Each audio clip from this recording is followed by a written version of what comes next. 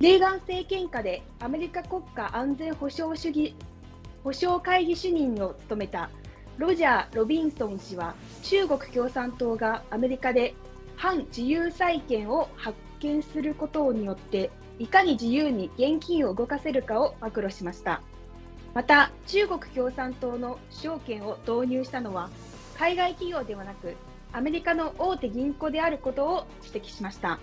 詳しくは VTR をご覧ください。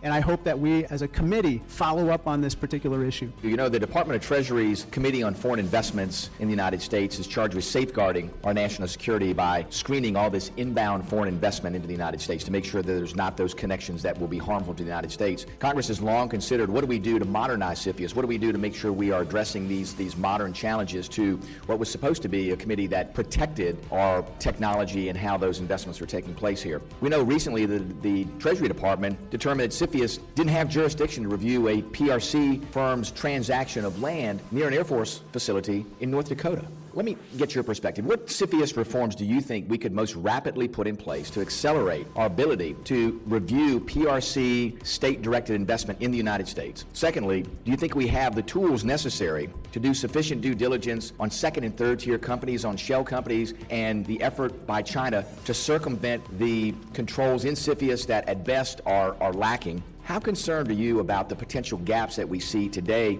in CFIUS jurisdiction related to new and emerging technologies? This was never intended to cover the rapid acceleration of what we see in areas like autonomy, artificial intelligence. So give us your perspective on those three areas. Thank you, Congressman, for that question. I sat on the committee. I was one of the members of the committee as the United States Trade Representative, and I can tell you that we dedicated a lot of our effort to that committee, more than one occasion. I was in disagreement with the Treasury Department on whether or not something should go forward. As we know, bonds are discretionary cash. You give somebody a maturity date and an interest rate, and they give you billions of dollars in return. These are issued directly by the Chinese Communist Party. They come to our market about 2 or 3 times a year. They go oftentimes for seeking $2 billion, but then they have the glamour of it being oversubscribed, as they say on Wall Street, by about 11 times. So they walk away with over $20 billion.